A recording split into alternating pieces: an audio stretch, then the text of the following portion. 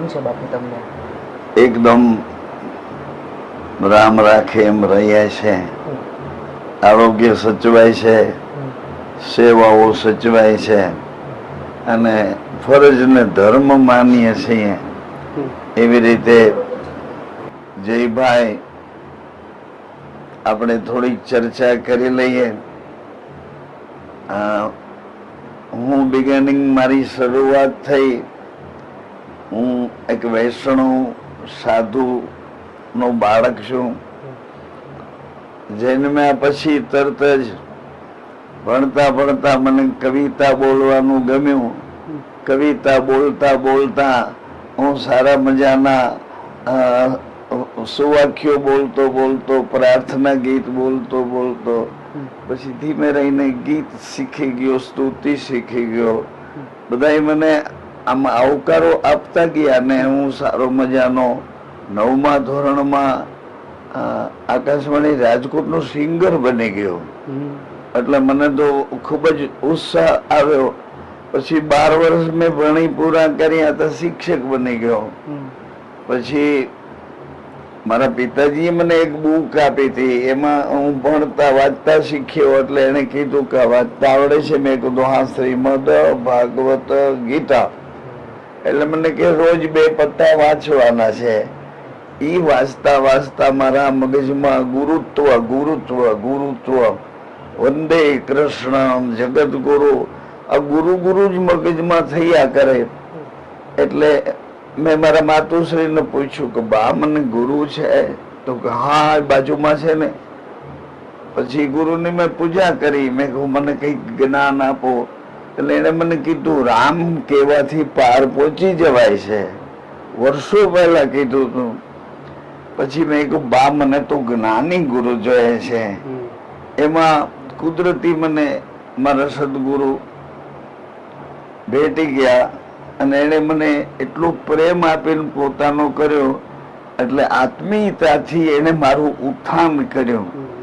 ઉત્થાન કરતાની સાથે એના કહેવામાં, એના કંટ્રોલમાં, એના પ્રેમને વશ થઈને હું આધીન થઈ ગયો. પછી ફેમિલીના કોઈ પ્રોબ્લેમ્સ મને સતાવતા નહોતા. બધું જાણે એ જ સાચવે છે, એ જ સંભાળે છે. આમ કરતા કરતા એના ગીત ભજનો ગાતા ગાતા, એમનો મહિમા ગાતા ગાતા, ગુરુ મહિમા ગાતા ગાતા મને વસ્તુ પ્રાપ્ત થઈ. વસ્તુ એ પ્રાપ્ત થઈ કે આ લોકોનો પ્રેમ જો આપણને મળે ને તો દરેક દિશામાં આપણી પ્રગતિ ઉન્નતિ થઈ શકે. આમનો પ્રેમ મળે તો, અને એ પ્રેમ આપીને તો જ આપણને બીજી કોઈ પણ બાબતોમાંથી ચિત્તમન ઉઠી જાય ને એના કહેવામાં મન લાગી જાય. આ મારી પોઝિશનની એટલા માટે વાત કરું છું કે આવી રીતે મને સ્થિતિ પ્રાપ્ત થઈ. વસ્તુ વચનમાં હોય ને સ્થિતિ શરીરમાં હોય. એક દી માના ખોળામાં મૂળદાસ હતો, એક દી એના સંસ્કાર પીવામાં મૂળદાસ હતો. એક દિવસ એને મને બધું બોલતા શીખવાડ્યું, આ ઓળખતા શીખવાડ્યું. આમ કરતા કરતા એને જરૂર પડી એટલે મારા પિતાજીને હાથ સોંપી દીધો કે સમાજનું શિક્ષણ એને જોઈએ છે. એટલે સમાજના શિક્ષણમાં મને ગુરુનું શિક્ષણ વધારે સારું લાગ્યું. અને એ ગુરુ મને મળ્યા પછી 1981માં મારી ચાલુ સર્વિસ ઉપર મેં રાજીનામું આપી અને અહીંયા એક જ્યોત પ્રગટાવી. એને 43 વર્ષ થયા. 43 વર્ષ. 1981માં જ્યોત પ્રગટાવી અને અત્યારે 2024 હાલે છે. એટલે 2 દિવસ પહેલા જ મને એમ ગૌરવ થતું હતું કે ગુરુજીએ મને ક્યાં પહોંચાડ્યો. એમની કૃપાથી જ એવા અવારનવાર ક્યાં રાખે કે મૂળદાસ તો જઈ એમ કે મારો આત્મા છે, મૂળદાસ મારો હંસ છે, મૂળદાસ મારો, એવી રીતે કર્યા જ કરે. એટલે હું આકર્ષિત થઈને એના એટલા બધા કંટ્રોલમાં અને કહેવામાં ઘણું બધું ભણી શક્યો કે જે કોઠા સૂજમાંથી આવતું હોય ને એના પરથી આપણે તારણ કરવાનું. પછી ધીમે રહીને બધી પ્રવૃત્તિઓ, એની પ્રવૃત્તિઓ જોતા જોતા સામાજિક પ્રવૃત્તિઓ અત્યારે એક સંસ્થા તૈયાર કરી હોય તો એમાં ખાસ જરૂર શું છે? ધાર્મિકતા કરતા સામાજિકતા સાથે જો તમે આ નવી પેઢીની હારે આત્મીયતાથી જોડાઈ જાઓ એટલે એ લોકોને તમારી જરૂર ખૂબ છે. આત્મીયતાથી એને ગાઈડ કરો એટલે એ લોકો સારું એવું પોતાનું જીવન બનાવે, ફેમિલીમાં એવી રીતે રહી શકે.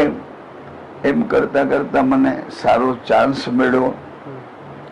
કોરોનાના વખતમાં અમે જે લોકો રોગથી પીડાતા હતા એની વચ્ચે જઈને 1.25 લાખ શ્રીફળમાં 22 પ્રકારની રોગ પ્રતિકારક ઔષધિઓ નાખી અને અમે હોમ કર્યો 5 દિવસમાં 1.25 લાખ શ્રીફળનો.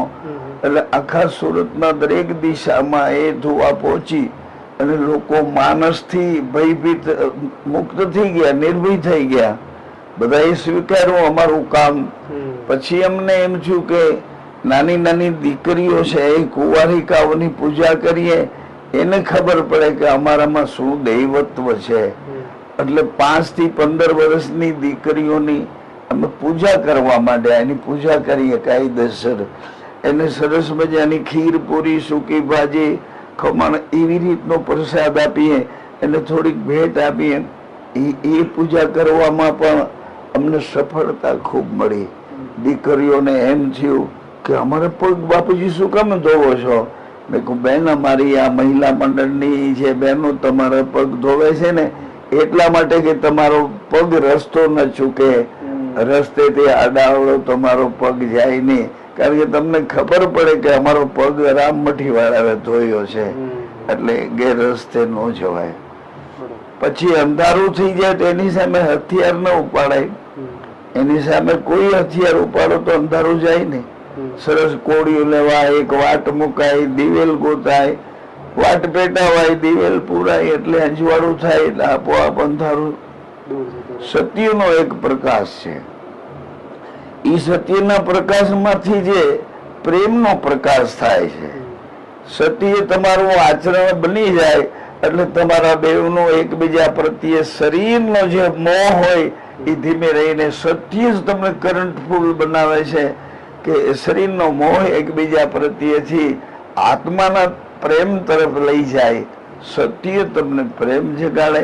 પ્રેમથી તમે ધીમે ધીમે પ્રયાસ અને પ્રવાસ કરો એટલે જ્ઞાન તમને પ્રગટ થાય, આત્માની ઓળખાણ તમને થાય, વચનની મર્યાદામાં બે રહેતા શીખી જાઓ. આવી રીતે ધીરે ધીરે ધીરે એમાં પણ અમે સફળ થયા 1.25 લાખ જ્યોતિ કરવામાં. અને અત્યારે અમારે જયભાઈ એક કાર્યક્રમ એવો ચાલે છે એમાં 1.25 લાખ વિધવા માતાઓની પૂજા ચાલે. 1.25 લાખ વિધવા માતાઓની. અને એ પૂજા એટલા માટે કે તમારા દીકરા તમને ભલે ને ઓળખે પણ અમે પૂજા કરશું ને એટલે તમારા દીકરાઓને ખ્યાલ આવશે કે ઓહો આ રામમટીનો સાધુ મારી માના પગ ધોવે છે અને હું તો મારી માને ક્યારેય પગે નથી લાગતો. આમ કરીને એક ક્રાંતિ એવી ઊભી કરી છે કે એવી જો આ માતાઓ અમને ખૂબ ખૂબ આશીર્વાદ આપે છે, ખૂબ હેપી રહે છે અમારી તરફ. અમારું કેવું કરે છે, અમે એને કહીએ ને કે ભાઈ તમે મરણ મૂડી છે તમારી પાસે એને જાતિ કરો, સમરણની મૂડી તમારી પાસે રાખો કે સમરણ તમને યાદ હશે તો તમારું ભવિષ્ય સારું બની જશે. મરણ મૂડી તો ઓલા લોકો ગમે ત્યાંથી લઈ લેવાના છે. અને મરણ મૂડી તમે જો ભાનમાં હો તો મરણ મૂડી કામ આવે ને. તમે તમારું બોડી તમારા હાથમાં નથી તો મરણ મૂડીનો શું ઉપયોગ કરો? આવી રીતે અમે વિધવા માતાઓની પૂજા કરીએ. જો કૌશલ્યા માં છે, કૈકેયી માં છે, સુમિત્રા માં છે. આ લોકો ભગવાન 14 વર્ષ વનમાંથી આવ્યા ને તો એને જોઈ કહો હો માં તમે એમને મોકલ્યા ત્યારે તો તમારા કપાળમાં કંકુનો ચાંદલો હતો, આ શું થયું માં? એટલે ભગવાન રામ નીચું જોઈ ગયા. એને વિષ્ણુ અવતાર માંથી પોતે આવ્યા છે મર્યાદા પુરુષોત્તમની લીલા કરવા. એટલે એને ભગવાનને પૂછ્યું કે વનવાસ મોંઘો પડ્યો કે મારા પિતાનું વચન મોંઘું પડ્યો? વિષ્ણુ ભગવાન કે રામ તમે તો મર્યાદા પુરુષોત્તમ છો, વચન મોંઘું ન પડે. તમારા પૂર્વજો હરિશ્ચંદ્ર, તમારા પૂર્વજો મોર, ધ્વજ, શિબી, સગર, આવા બધા મહાન મહાન આત્માઓ તમારી પેઢીમાં થયા, એટલે વચન મોંઘું ન પડે. પ્રાણની સાથે બાજી ખેલીને તમે વચન સાચવું છે, એટલે કદાચ વનવાસ મોંઘો પડ્યો હોય. સીતા માતાને ખબર વિનાનો પૂછાઈ ગયો આ રૂપાળો મૃગ છે એ મને જોવાય છે. રામે કીધું કે આવા રૂપાળા સોનાના મૃગ છે એ માના પેટમાં જન્મ ન લઈ શકે. આ કપટ છે, સીતાને અજાણી ધરતી છે, આપણે આ કપટને ખોલવા જાશું તો છેતરાઈ જાશું.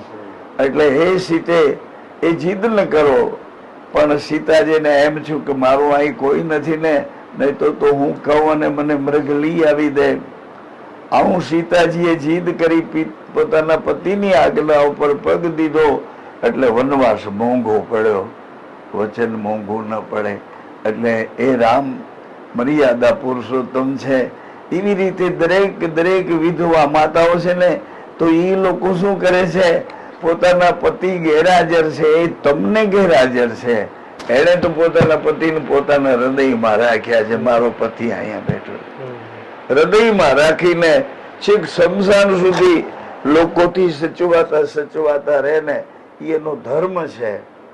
એનો ધર્મ છે. આપણી દીકરી 3-5 વર્ષની હોય અને એ સચવાતી છેક એના લગ્નના મંડપ સુધી જાય, ત્યાં સુધી ધર્મને સાચવે, એનો ધર્મ છે. હા, એનો ધર્મ છે. પછી આવી વાતો કરીને અમે એને કહીએ વિધવા માતાઓને કે મરણ મૂડી જાતિ કરું ને સમરણની મૂડી તમારી પાસે બેઝિક રાખો, એ તમને કામ આવશે.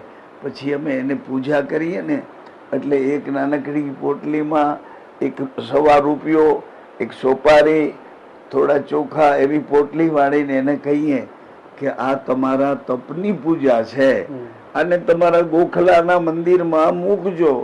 તમારા કિચનમાં અનાજ નહીં ખૂટે, અને બીજું તમારી પેઢીમાં કોઈ વિકલાંગ ખોડ ખાપણ વાળું બાળક નહીં જન્મે.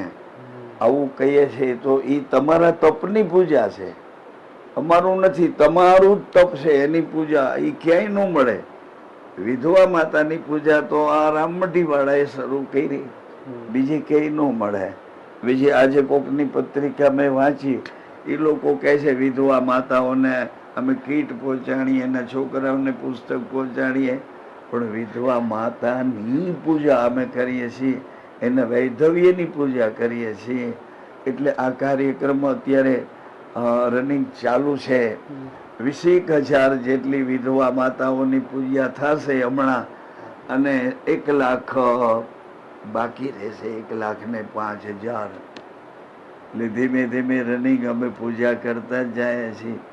ક્યાંક તમને એમ લાગે કે આપણા આ બાજુના એરિયામાં 25-50-100 વિધવા માતાઓનો સર્વે બેન કરી શકો, તો તમે એ 100 જેટલી હોય એટલી વિધવાનો સર્વે કરી અહીંયા મોબાઈલ કરી દેશો કે અમે કાલે 10:30 આ વિધવા માતાઓને લઈને આવીએ છીએ, એની પૂજા કરી નાખશું, એને પ્રસાદ આપી દેશું, એની ભેટ પૂજા કરી દેશું, અને હેપી જેમ આવ્યા એમ પાછા એને ઘેર પહોંચાડી દેશું.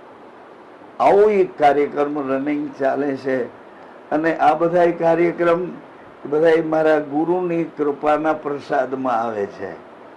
એને મને પૂછ્યું કે એ મૂળદાસજી જી બાપા, કે એક દિવસ લાલ બાપુ બોલતા હતા ને મૂળદાસજી દોડતા હતા. મેં કીધું જી બાપા. મને કે હવે તમે બોલો, હું દોડું. હું મારા ભગવાન, હું તમને કામ શું બતાવું, શું કામ તમને બતાવવા? મારા મોબાઈલનું કાર્ડ ભરી દો, મને મોટો મોબાઈલ લઈ દો, આ ચાદર બદલી દો, આવું કામ તમને કેવી રીતે બતાવું?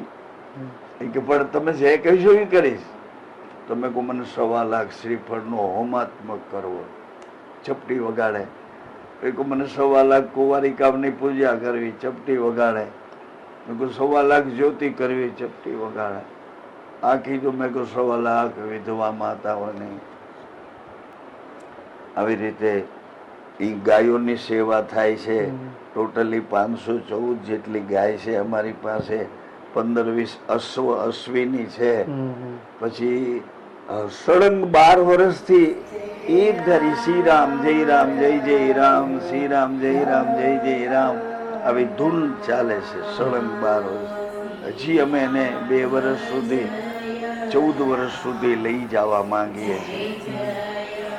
આવા નાના મોટા રામમઢી સંચાલિત ચારે બાજુ થોડા આશ્રમો સેવા કેન્દ્રો છે, એમાં બધે ધ્યાન આપીએ છીએ. બધે આવકારો મળે, દાળ રોટલી મળે અને આશરો મળે છે. આવું અમારાથી થાય છે એટલું અમે જયભાઈ સાચવીને કરીએ છીએ. તમે આજે અમને મળ્યા અને આમાં તમે આ માહિતીઓ લઈ અને સમાજ સુધી પહોંચાડવાનો મનોરથ કરો છો. અમે ખૂબ તમારી તરફ હેપી છીએ. એ સિવાય બીજા કોઈ કાર્યક્રમોમાં અમને એન્જોય કરશો તો પણ અમે રાજી થશું. જય શ્રી રામ, જય શ્રી કૃષ્ણ, જય ગુરુ રામ, જય ભારત. ચાલો બાપુ, તમને મળીને બહુ આનંદ થયો મને. પ્રસાદ આપ્યો. ચાલો બાપુ, થોડું ખીચડી કઢી એવું લેવું. પ્રસાદ લઈ લઈએ આજે. તમે કહો છો પ્રસાદ લઈ નીકળીએ. ભલે બાપુ.